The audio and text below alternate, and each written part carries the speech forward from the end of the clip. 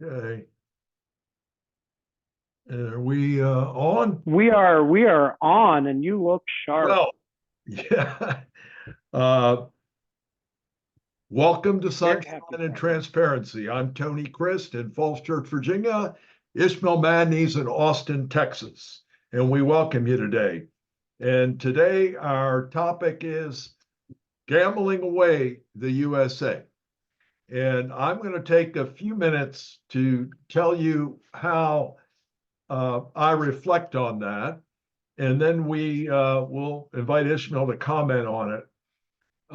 When I was young, many decades ago, uh, there were inhibitions against gambling. If you wanted to gamble, you had to go find a bookie. Society, including the political class, was opposed to gambling. That didn't mean it didn't occur. It was a lot like abortion. It's occurred for 2,000 years, but there was a definite social stigma against gambling. And it was a moral feeling, and it was in the ethics of as people were growing up. An individual can feel a moral right or wrong idea, and then if it's generally accepted throughout society, it's an ethical.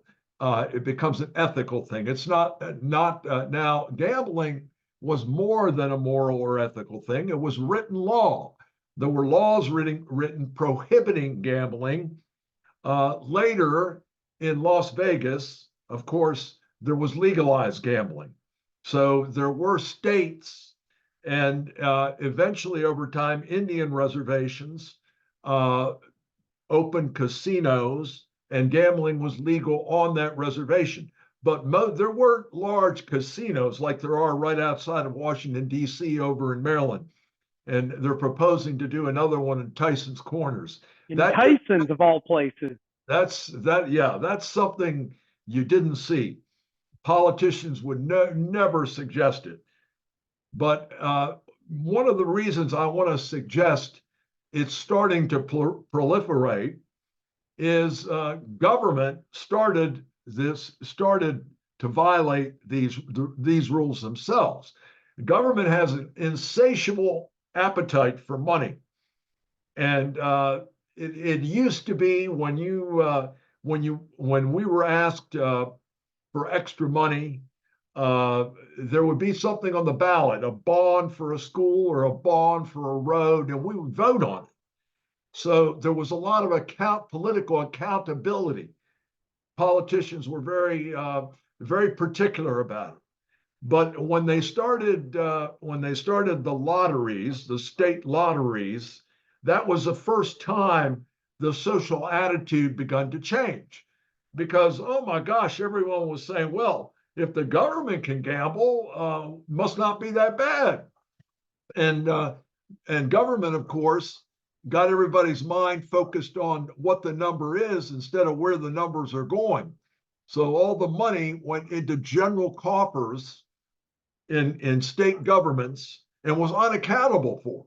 In other words, they politicians loved it. You know, you read about Paul, like this one in Georgia right now. She's been on 6 vacations. Okay. Well, I can tell you right now, money was accounted for and was more visible among voters than it is today. Today, these states offer $1 billion, and everybody's paying attention to the jumbo jackpot lottery and all this stuff. And oh, I hit a number. Oh, I got 3 numbers out of 10. But nobody's paying attention to where their money went. And the tragedy is gambling is so regressive. It doesn't hurt the wealthy. It hurts the lower 20% or lower 50% of the economy. And I became aware of it back in the 70s and 80s, going into 7-Elevens in the morning. I worked construction when I went back to school, and then I had to do some jobs of construction, small ones. And I would see lottery tickets all over the floor. And these guys are going in, they're construction workers. Instead of buying milk and bread for their children, they're buying lottery tickets. Okay. And that's how addictive behavior is formed. And first of all, the government itself challenged the moral and ethical belief that it was wrong, and by making it legal. And then who are we? I mean, citizens then feel like, well, if the government says it's okay, it's okay. But it's a highly addictive behavior. I mean, when you go to work, you have to put in an hour of work, depending on what you're doing.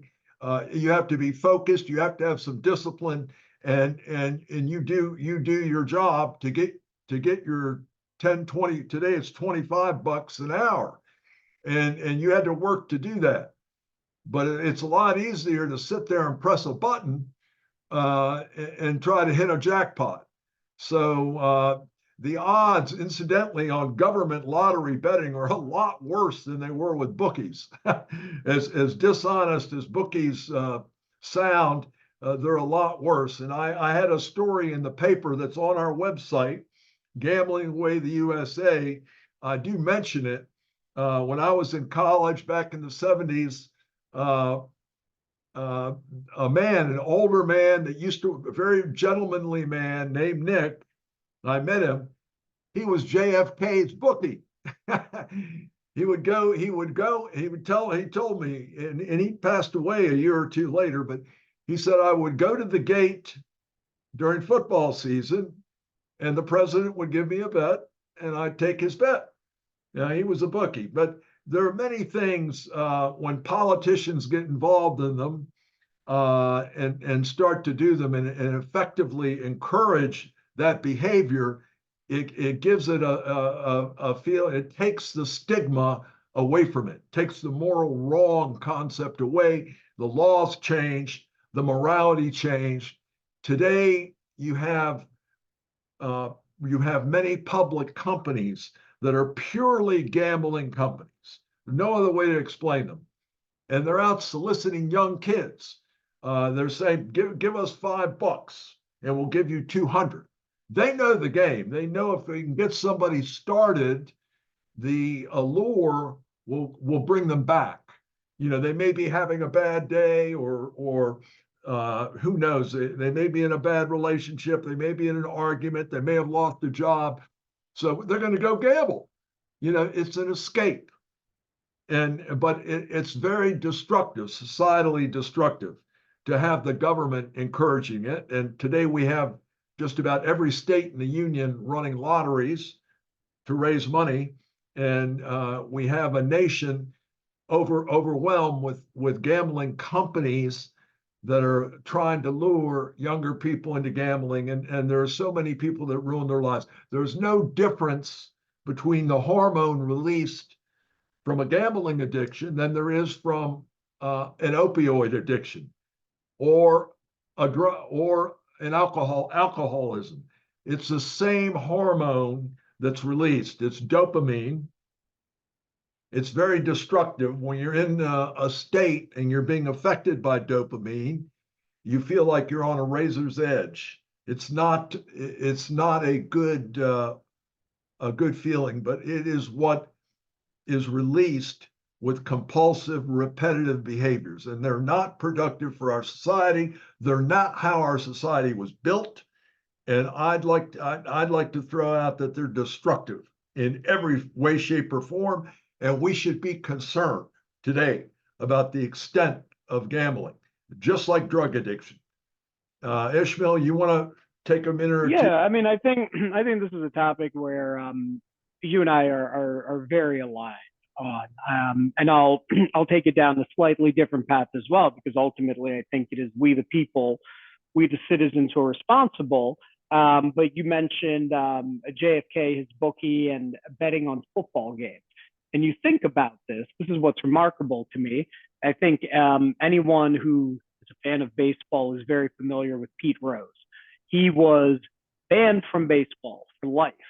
Couldn't even get in the Hall of Fame because he gambled on games. And yeah, there was never proof that he gambled on games that he managed, but he gambled on baseball games. He was banned for life.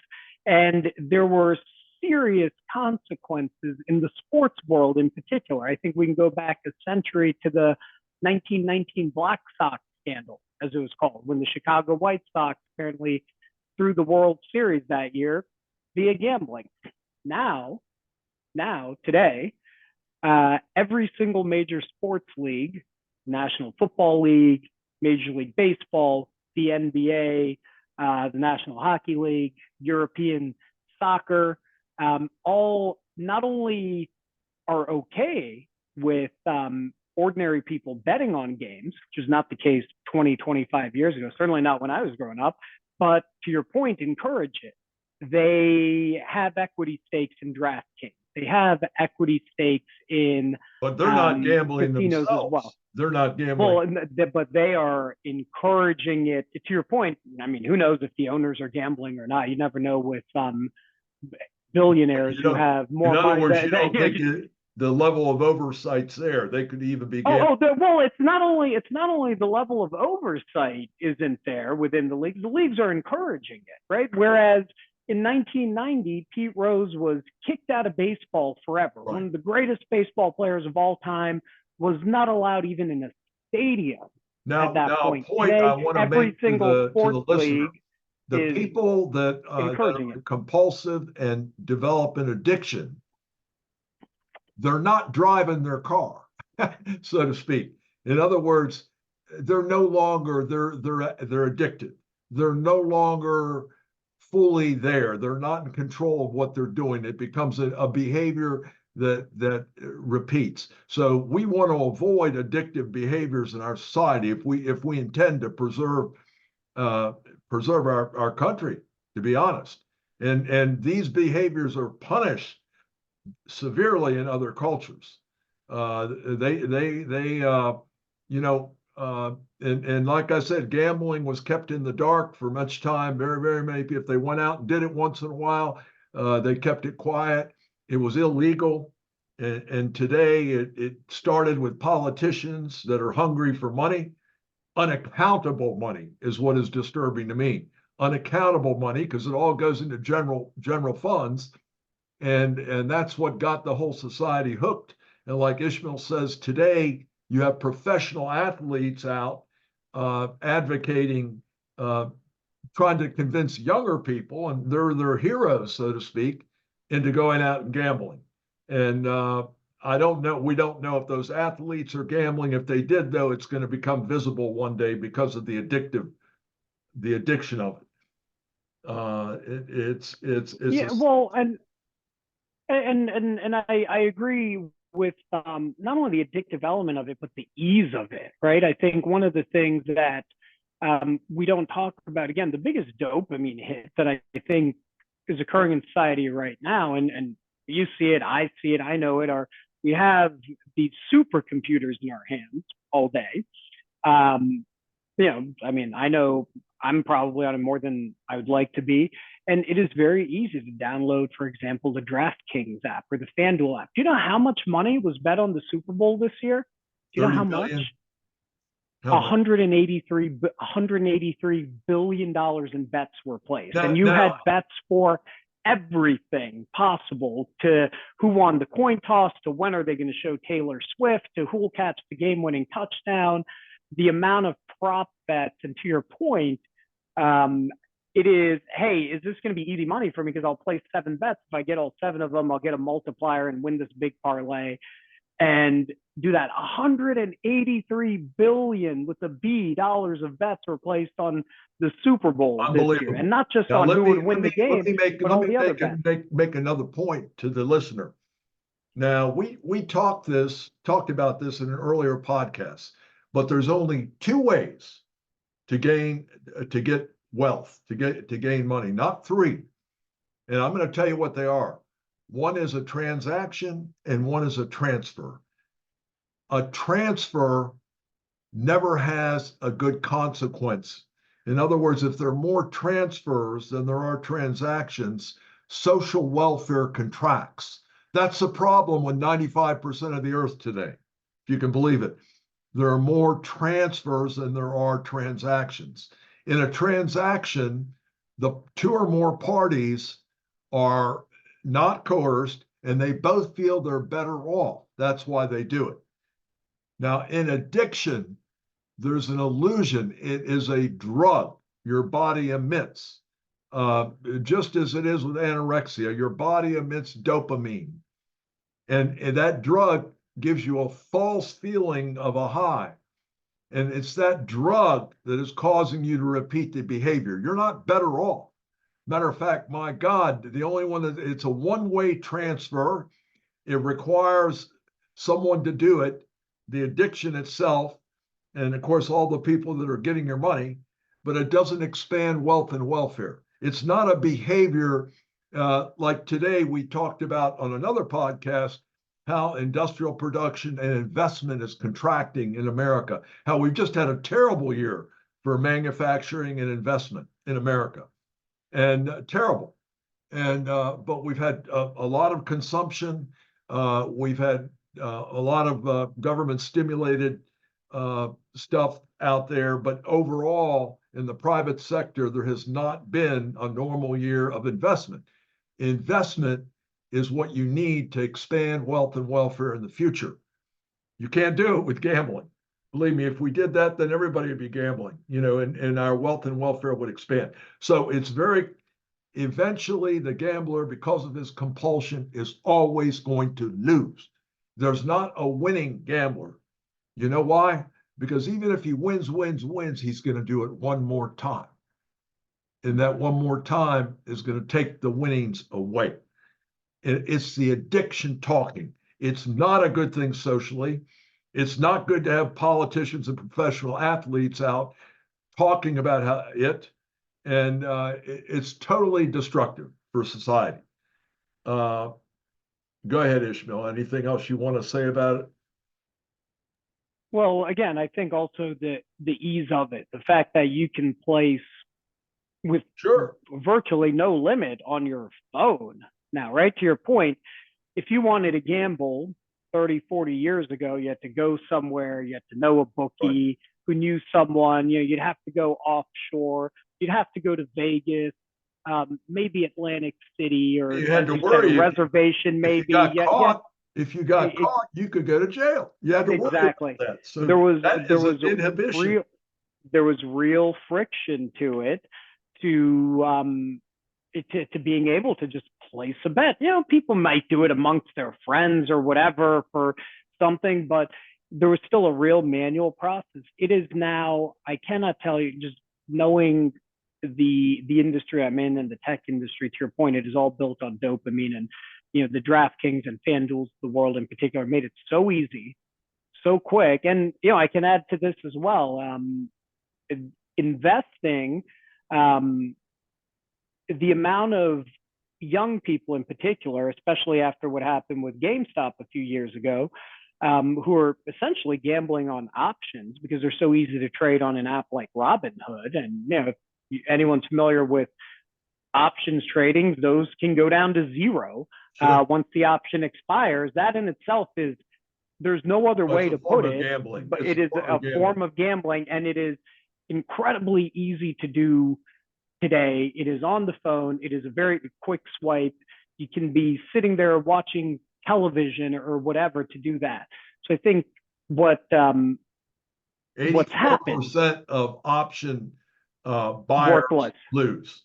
Worthless. That means you want to be an option seller, not a buyer. Right. Yeah, exactly. They're completely worthless. And I think, to me, just the ease of it and how quickly we as society, and this is again where I put it on the citizens. I can tell you this though. Stop. There was a guy at Gruntle and Company back in the 80s, 1980s, that was an options trader, and he became there are very few, I would say, and I'm talking about professionals. I would say 5 or 10 out of 100 that end up okay with options, right. But when you're betting sports events, there's just an infinite amount of things that can happen, and when you're betting in general, be it dice or a roulette wheel, it's always stacked against you. There's never a game that is blackjack. The lotteries are the worst odds. Yep. I'm telling you, if you ever want to go into 7-Eleven and buy a lottery ticket, don't do it. Go find a bookie, or go any other place you want. Go, That's you why might as well go set your cash on the- fire outside, because yeah, you may preserve some of the cash, right, because you didn't burn it all yeah. well. The lottery is by far the absolute worst. You may hear on the news of the 1 in Oh, 10 you million do all the chance you time. want it. You'll Sure. hear it and you'll be excited. You'll be like, oh boy, the next time it hits $1 billion, I'm gonna do it. And you just burned Well, 10, the 15, odds are $20. worse even than at casinos. So Yep. so basically, this is a big red flag. Now, Malpass, an economist, made some comments, and I don't want to segue into this right now, but he's talking about not particularly gambling, but how our society has changed in certain ways, how the amount of borrowing we've done and the amount of printing of money in the last few years has actually worked to the detriment of investment and wealth creation. And I know the political class is very fond of saying, well, we've got a lot of money going into either greeny ideas or into chips. I could tell you right now, you don't have to be a doctor in economics to know this.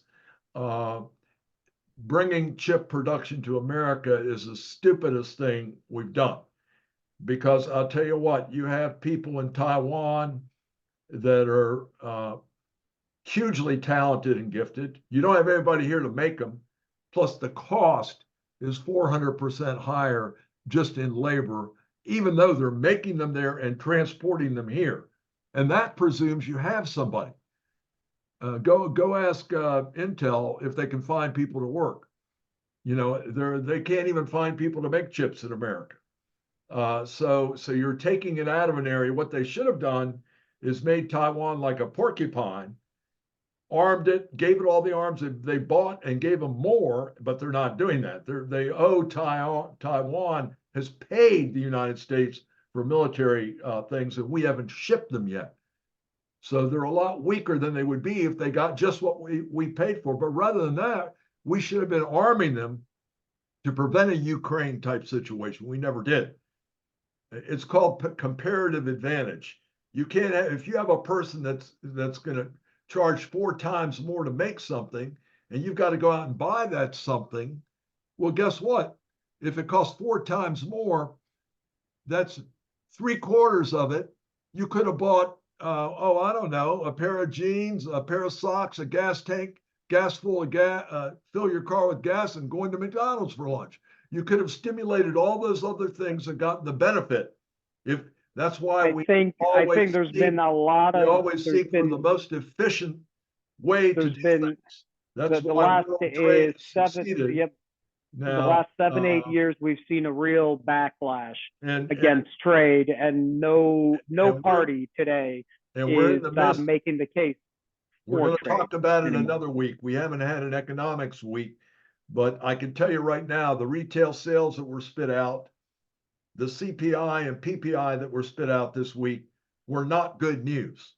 I can tell you that right now. And retail sales is a leading indicator.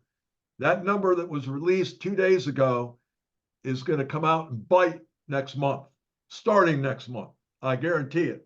It's a leading indicator. Now you have the morons on TV saying, "Well, 1 month here, 1 month." Let me tell you, the people are running out of money.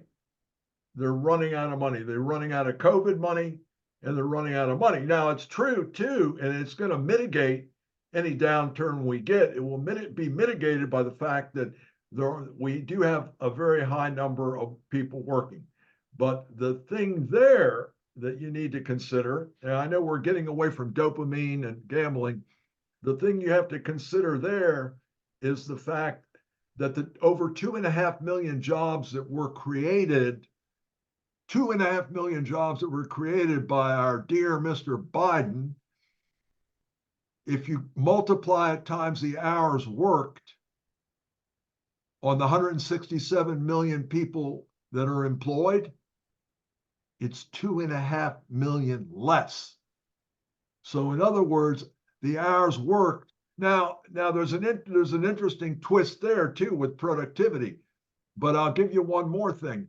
20% of them were all government. And then an additional 10% were medical, which is 50% government. So you can't, government has never been a place where you have productive labor. You have things done because we're a society and we need a government, we need police, we need protections, we need a lot. But today, we're just growing government. And if that's counting as people working for that one statistic, it's counting for that one statistic, but it's not productive. So you have gambling, which is not productive. There's no way to expand wealth and welfare. And you have a society that is getting, on the consumption end, looks like it's getting a little tired. And in the next 2 or 3 months, we've got front row seats on that. But the one thing we want you to take away from this is dopamine is not your friend. Gamblers aren't your friend. People addicted to opioids who also experience dopamine and are addicted aren't your friend. Any kind of addictive behavior, whether it's drug induced or not drug induced, is very dangerous for our society. We've repressed those kinds of behaviors for years.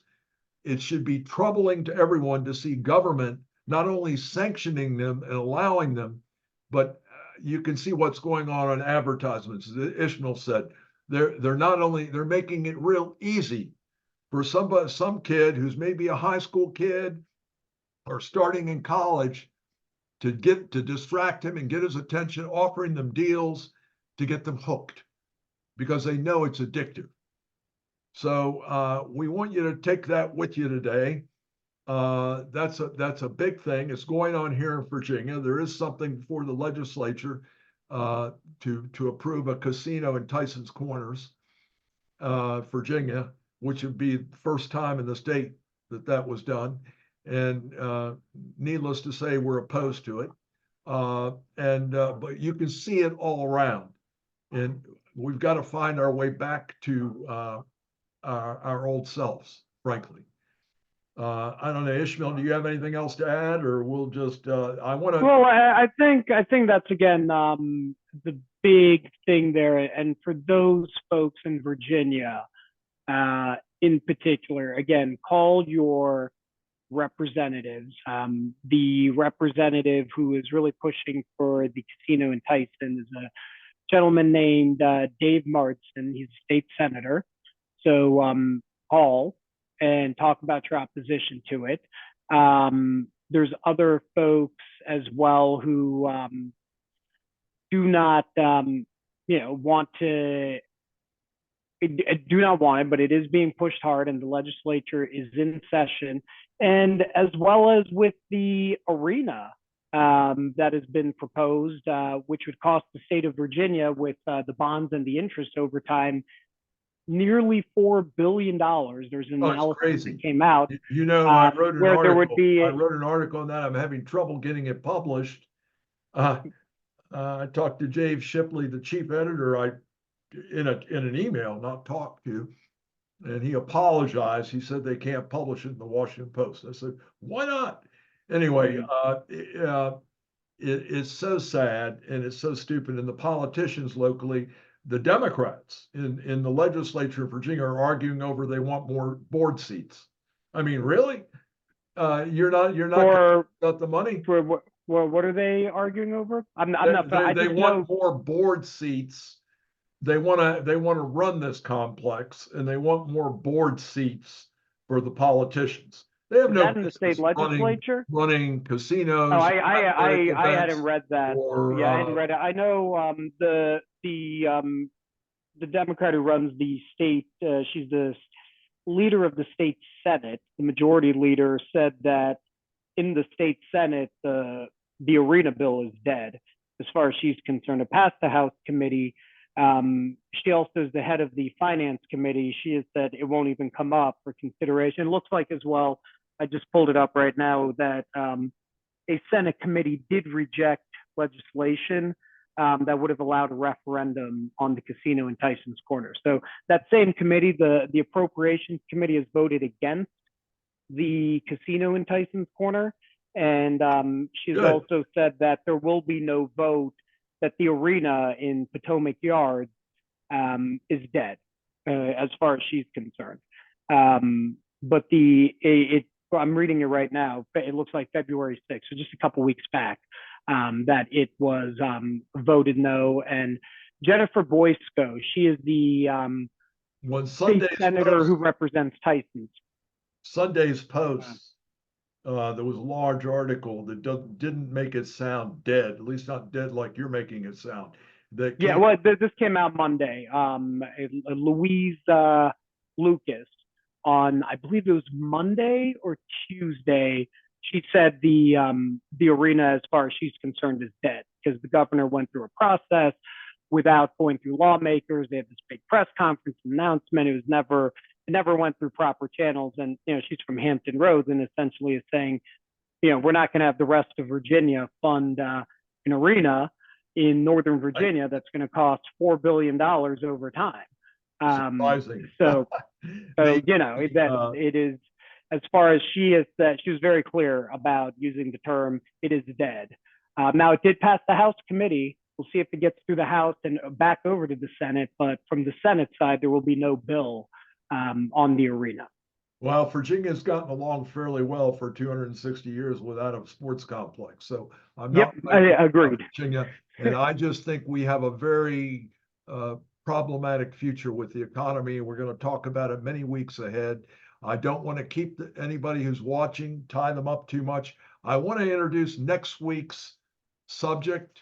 We're going to talk about an old Greek philosopher from 450 BC, Thucydides. Thucydides' trap. And we're going to tell you why Thucydides predicted that China will be a big power and may attack us. Now, how does a guy from 450 BC able to predict what is going to happen today?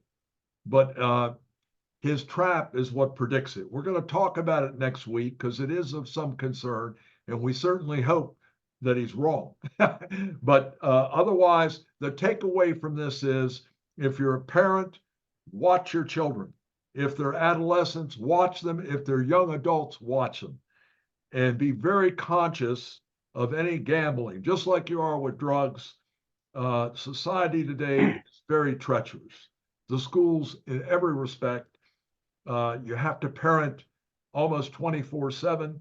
You have to hope other adults around your children are parenting too. So we want you to have a blessed week. That's our presentation this week, Gambling Away the USA. We hope you enjoyed it. We hope to see you next Sunday at 4 p.m. Thank you. Thank you, everyone.